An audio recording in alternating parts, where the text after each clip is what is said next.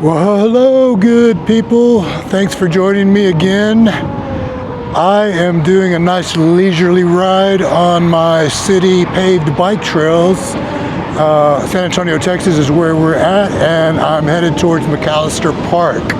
It is one of my favorite backyard riding places. Hey, I wanted to talk to you guys about my last video. In my last video, I was talking about safety, EUC safety, and it just so happens that I almost got taken out by a car. This little woman in a Prius ran a stop sign and pulled out right in front of me as I'm doing like 35 miles an hour down the road. So luckily I was able to slow and maneuver around this lady, but my goodness, it scared the hell out of me. And I captured most of it on video, and of course I included it in my last video, and I got a great response from YouTube and you guys. Lots and lots of comments and thumbs up, and people sharing their experiences, similar experiences.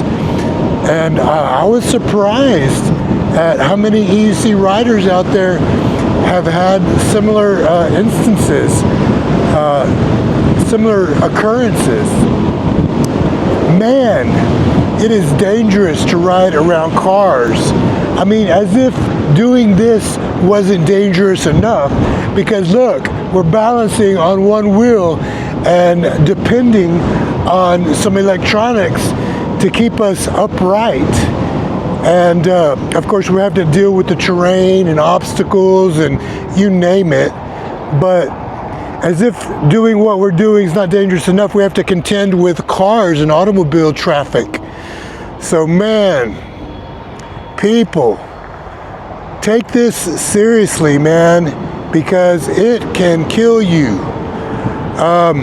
I've talked about an incident that was purely I went down, and it was purely my fault. It had nothing to do with vehicular traffic.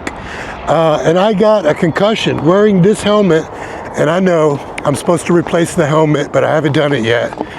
But I got a concussion, man, and this is like 3 months ago, and I'm still dealing with the repercussions of that concussion. I tell you what, man, every time I get out of bed for a few moments, I'm dizzy. And anytime I bend over or do something with my head, to the side or upside down, I have to deal with momentary dizziness. And it's scary, man. And I don't know if you're aware of it, but what controls dizziness or your stability in your brain, it involves vision and your ears too. It's all connected. Tiny little bones in your ears. And I believe I got one of those tiny little bones dislodged in my inner ear canal, and that's why I'm struggling with the balance issue. I mean, I'm still living, I'm still going to work and everything, but nevertheless, it's sticking with me, man. This problem is sticking with me, and it's been 3 months. I had all this road rash, and my road rash is healed. I've got scars, but no open wounds anymore. But this head injury is still with me. So, man, don't ride without your helmet, man. Take it seriously. If I didn't have my helmet on that occasion, I'd be dead. There is no doubt in my mind that I would be dead right now. I would have had a head injury and such swelling that they would have had to drill holes in my head. Even if I made it that far, they would have had to drill holes in my head to relieve the pressure. How do I know this? Because I'm a registered nurse and I work in and around intensive care departments. So I see people who have had injuries for one reason or another. I mean, not EUC injuries, but a lot of old people, that's what happens when you get old. You fall down. You fall down, you hit your head, you have swelling. And what do? They have to drill holes in your head to relieve pressure. And will you recover? Maybe. Maybe not. And if you do, you might gonna have to live the rest of your life dealing with, repercussions, you know? Maybe you're not going to talk right, maybe you're not going to chew right, maybe you're not going to walk right, one thing or another, but you know, you can avoid it simply by protecting your noggin. And I know there's a thing about, you know, if you take a spill wearing a helmet, you should probably go ahead and replace the helmet, because its ability to protect you in the future is going to be diminished.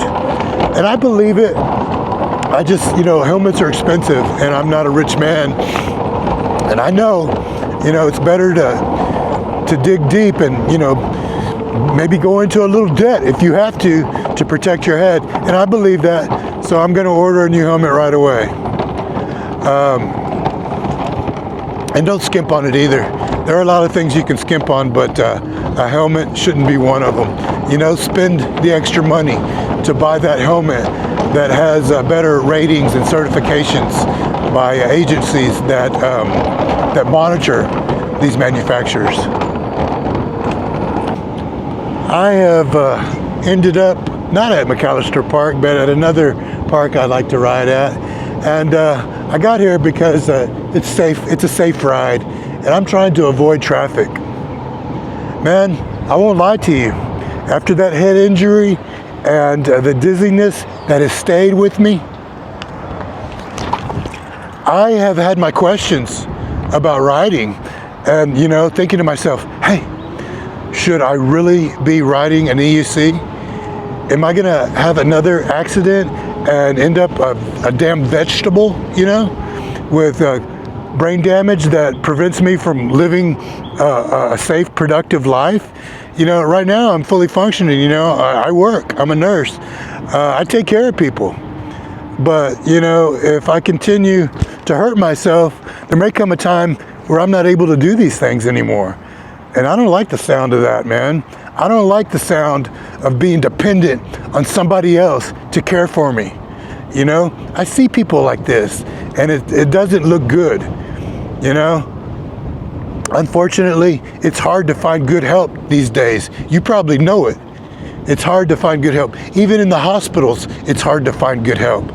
And if you're dependent on somebody to wipe your butt and feed you and bathe you and clothe you and sit you up in a chair for a few hours a day, all that stuff, if you're dependent on others to do that, man, I feel sorry for you, man, because there's going to be some times in your life where you have less than, you know, the standards of care that you should.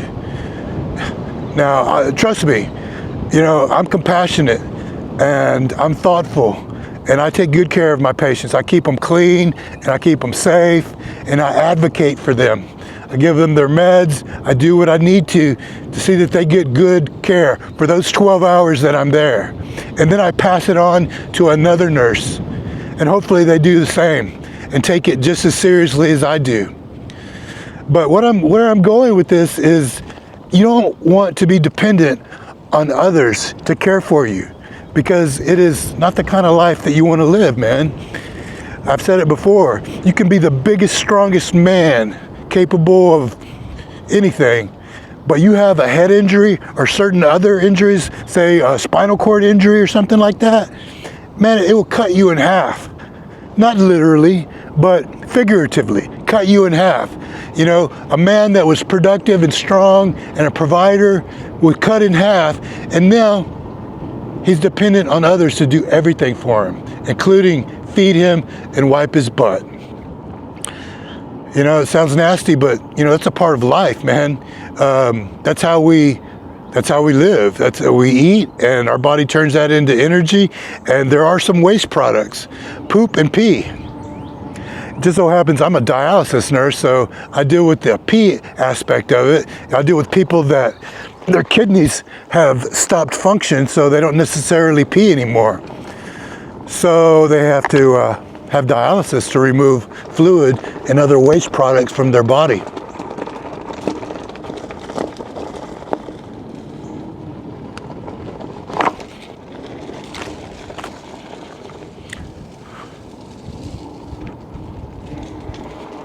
Doing a little trail riding today and exploring some trails that I've never been on before. I've never been on this trail. I don't know where it goes or what it's gonna lead me to, where it's gonna lead me to, or what kind of obstacles it's gonna throw my way, but I'm going kind of slow because I need to. And I don't have anything to prove either. You know, I ride with guys that they push themselves. They do a lot of trail riding, which, you know, I've said before.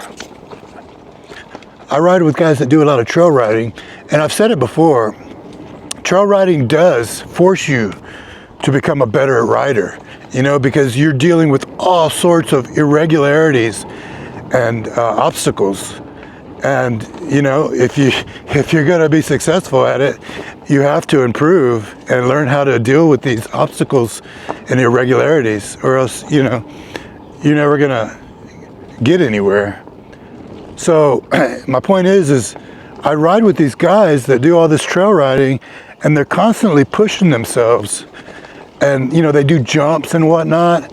And a lot of people, mostly the younger folks that ride EUCs, you know, get into the jumping and tricks and this, that, and the other. And man, I'm at the age where I just don't care about doing those things, because you get hurt and you break your shit.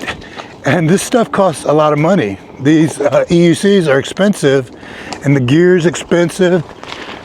Oh, all right. Yeah, this is a bit of a challenging trail here. As you can see, I reached a point where I had to stop. Interesting.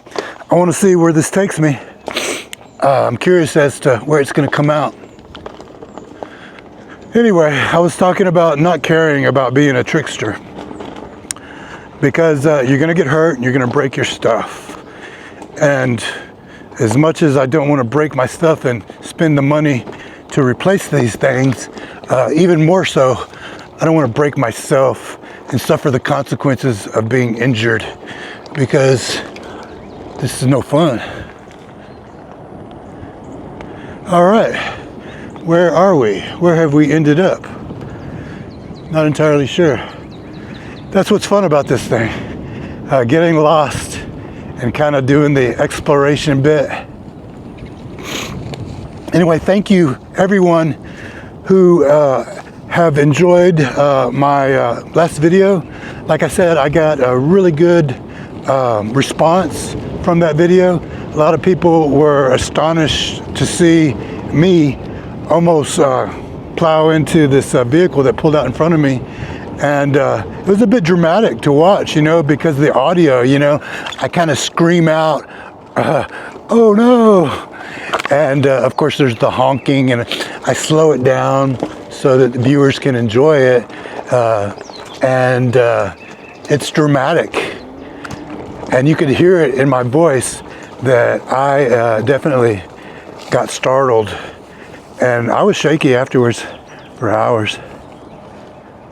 All right, we're back on the trail.